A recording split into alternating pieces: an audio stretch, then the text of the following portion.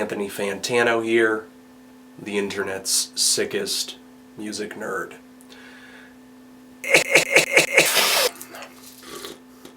And I'm here to do the most painfully awkward segment that this channel has to offer, Why You Know Review, co-hosted by Calcichesta. Calcichesta will announce the artist and album title, and then I will go through a quick spiel.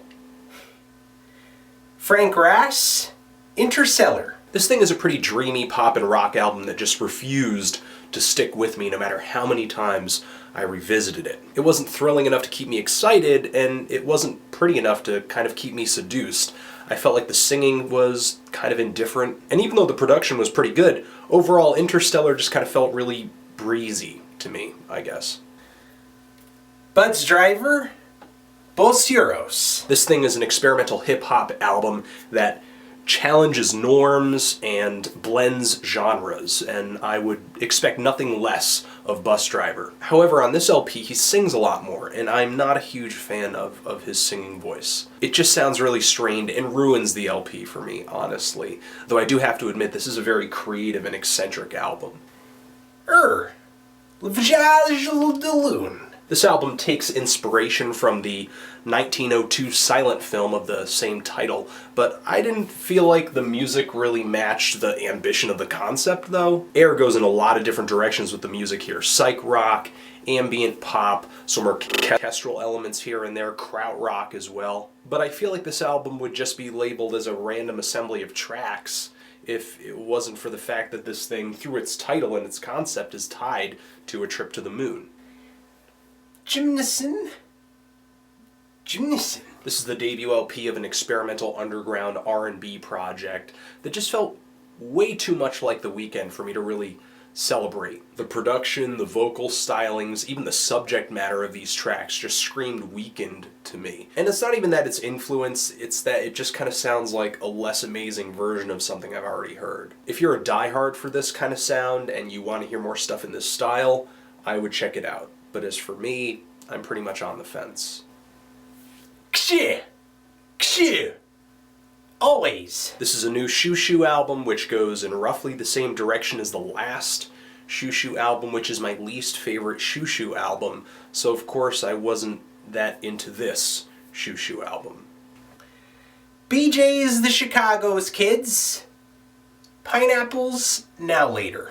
This is the debut LP from a Chicago R&B singer, which I was pretty excited to hear because of this dude's ties to guys like Kendrick Lamar. However, I didn't feel like there were enough great songs or fantastic vocals to carry this album for the entire hour that it lasts. There are some bright spots here, but I just felt like there was some filler that kind of killed this thing for me. Antwoord, $10 Ion. Well, this is the second Antwoord album, and this group's image continues to be way more interesting than their music, which partially is intentional. Antwoord would not be where they are if it were not for their visual aesthetic, and they definitely love throwing an image out there. But even though some of the rapping and some of the flows on here are pretty great, the production and the lyrical content, the subject matter just felt kind of eh. Van Halen, A Different Kind of Truth. Pretty much here, Van Halen makes a Van Halen album for Van Halen fans, and that's it. These guys are still trying to write songs like it's 1978, which would be fine with me if this album felt as fun and arena-sized and detailed and youthful as the old stuff. To me, ultimately, this thing just ends up kind of feeling like Van Halen pared down, but it's definitely something I think hardcore fans will be into.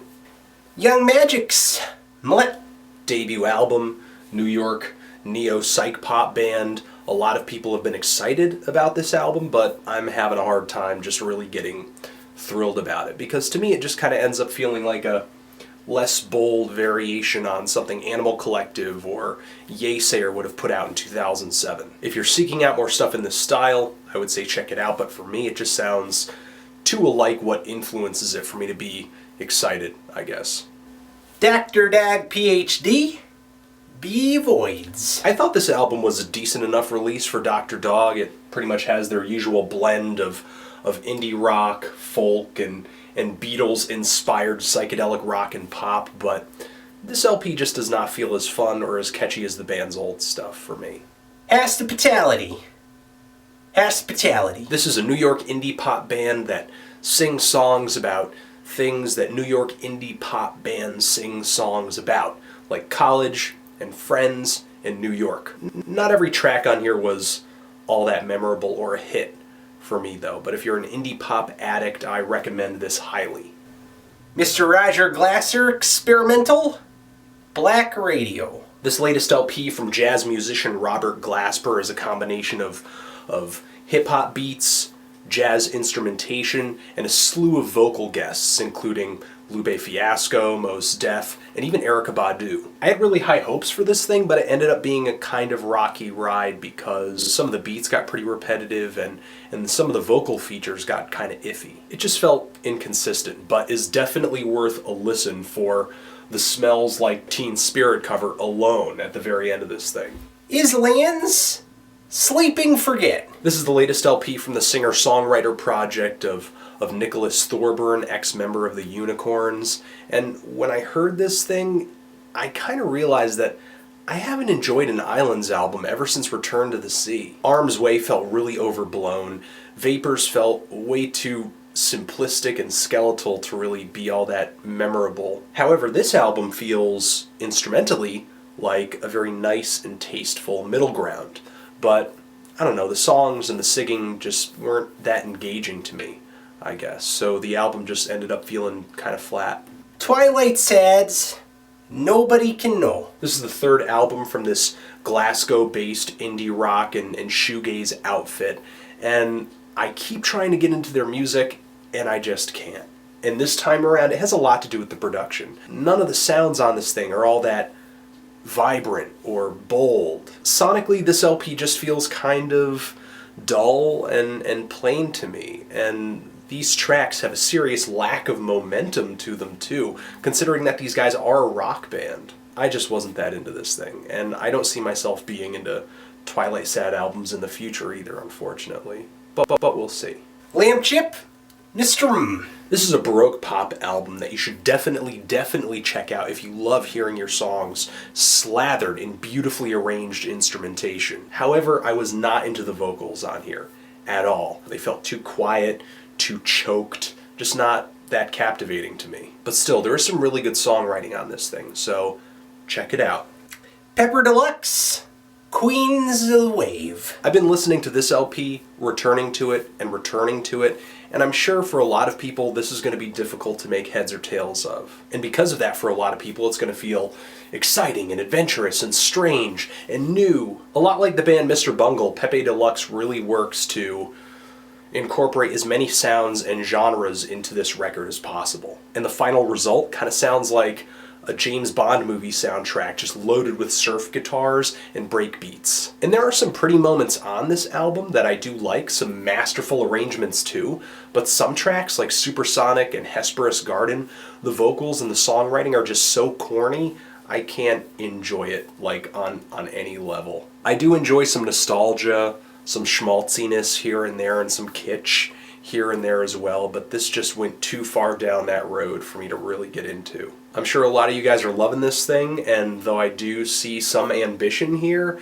I have to just say, hey, you know what? I can't be with you on this one. Sorry. Haji Beats, Untitled.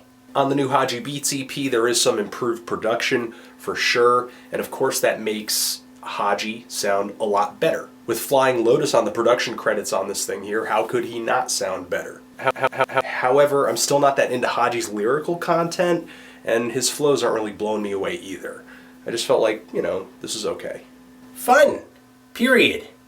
Some Night. This is Fun's sophomore LP, and this time around the band is really shooting for this theatrical rock sound inspired by bands like Queen in an attempt to kind of evolve past their indie rock roots. And the tracks that do that are pretty fun and interesting, but then again there are some songs on here that kind of just end up feeling like a Matt and Kim tune with auto-tune vocals flying at me from every direction. Even though it is an inconsistent album and has a Janelle Monáe vocal feature on it that you can barely hear, there are some good tracks on here. Napalm Death, Utilitarian. On this LP, Napalm Death roughly plays with the same sound that they've been toying with since 2000's Enemy of the Music Business. Here, Greenway's vocals may sound a little bit more extreme, the guitar riffs may sound a little bit more thrashy than usual, the songs may feel a little bit more catchy, but the differences between this LP and Napalm Death's previous few to me are just very, very slight. Napalm Death does try to break things up though, with some cleanly sung vocals and some deep, dark, operatic vocals. And there's even a saxophone solo on this thing, a saxophone feature with John Zorn bringing the whole grindcore Napalm Death, John Zorn Naked City influence cycle full circle. However, there's still not enough new material or ideas on this album to really make me feel all that thrilled or excited to listen to this entire thing again and again. Still, a decent effort though from Napalm Death, and it's pretty amazing that they are putting out music this aggressive and this overpowering after all these years. Yeah, that's pretty much it. What do you guys think of all these albums? Do you love them? Do you hate them? Why? And yeah, that's my Why You Know review for this month. I hope y'all have a nice day. Hope I feel better soon. Forever.